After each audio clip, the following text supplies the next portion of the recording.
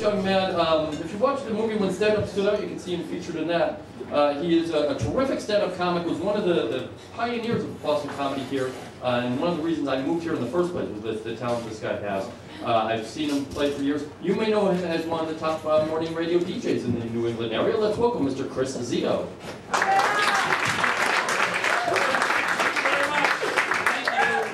You know who passed away recently? My brother. Thanks a lot, asshole, for bringing it up. Reminding me all goddamn night. All right. I'm feeling a little cranky because I'm trying to quit smoking again, and I'm a guilty smoker. I've tried everything. Hypnosis, cold turkey, the patch. The patch, what a joke. I ended up taking out my arm, I put it over my eye. It was like a cigarette pirate. I need a cigarette! Where's me smokes? That's so stupid. I can't even lie to you guys, I don't even smoke, I just wrote that joke so I could do the pirate voice. I love the pirate voice. I used to make harassing phone calls. I called the cable company. I'm getting HBO for free, try and stop me. I'm messing with the cable company, they like it better than that. Not mine. So I'm a father. That's a huge part of my life. I've been a dad for a long time. A couple of my kids are actually older than me, which freaks me out. I don't know if this is happening to else here. I have a daughter who's 29. My son is 26. And here's what I didn't mention. I was 18 when I got married, fresh out of high school. 18, you know, years old. Married. Okay. Anybody here guess why I got married at the age of 18? It's a tough place, huh? I always ask that really romantic question. Do you remember the precise moment you proposed? Oh, yeah. Right after we got the test results. If he doesn't get tended, my boob. I never wanted to have too many kids, so I come from a big family. 5 kids. I'm the youngest of 5. Lousy spot. Never liked it. Plenty of love to go around and all that. I just think there's only so much enthusiasm left. And by the time you crank out number 5, want to know your real status in your family? Check the family photo album. Here's what it looks like. Oh my God, you look up the oldest, it's a 30-page, minute-by-minute chronology of her entire childhood. Then it dwindles down until you get to me. Here's the day Chris was born. Here's his high school commencement. Oh, thanks, Mom. My children are going to treasure both of these. What a legacy. So now I'm currently involved in what I like to call my final marriage. Thank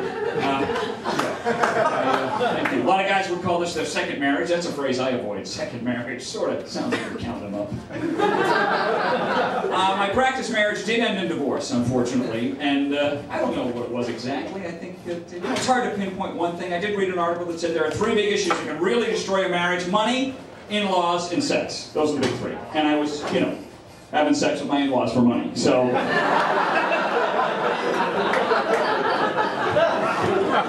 I figure she's only going to put up with that for so long. I'm really glad you guys laughed at that joke, because I did that joke in Kentucky. They're like, what's wrong with that? That sounds like a loving family. There's a win-win situation. I know, I'm on stage, I'm thinking, wow, situation, is that even a word? I don't know. I don't remember ever hearing the password is situation.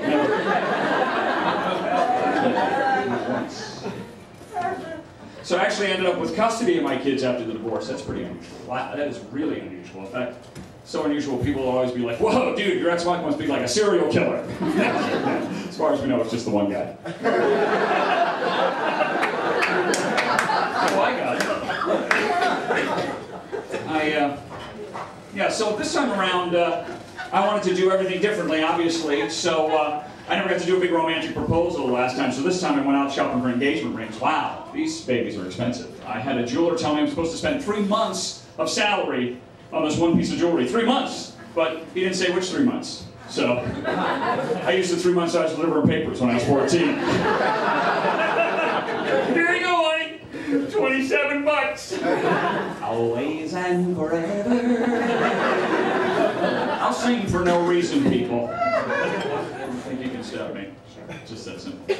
So, yeah, I like it. You know, the other thing I like to mention, particularly for the women in the audience, that I mentioned that I have grown children and that I have a new wife, and I think a lot of people assume, well, he probably has some young chippy that he married, and that's not true at all. My wife and I are very close in age, and that's because I had a very clear criteria this time around. I've already been through this, so I knew what I wanted. I wanted a woman with money. That was very important to me. My wife has an excellent job, and it's great. And don't get me wrong, I'm a middle-aged guy. I like a firm young ass as much as the next guy, but I like my big screen plasma TV even better. You know what I'm saying?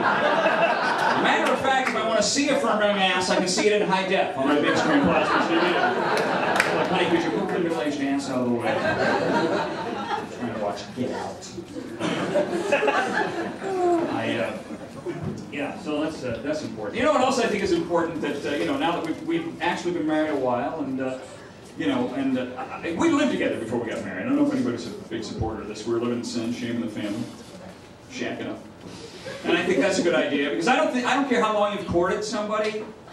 I don't think you really know somebody until you see the weird shit they do under their own roof. Like, we all do weird stuff in our own house. The only people right now thinking, I don't do anything weird, it's like younger guys who have never lived with a woman. You want to know what you do weird in your house? Have a woman move in, and she will point this stuff out to you within like a week. You'll be standing around doing something you've always done, you're not thinking anything of it, all of a sudden she walks in, oh my God, what are you doing? Using this hand mirror to check my ass for pimples. Why?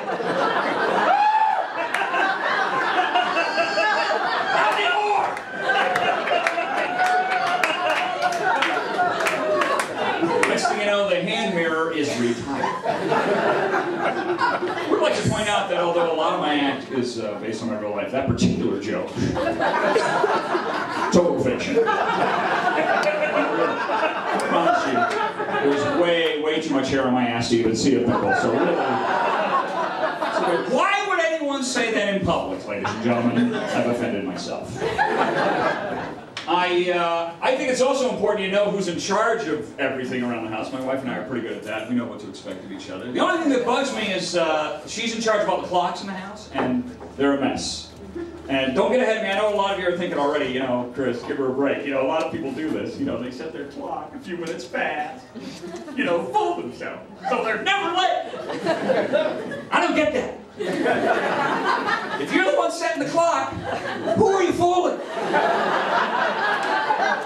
Are these same people at home by themselves, jumping out from behind doors and startling themselves? Boom!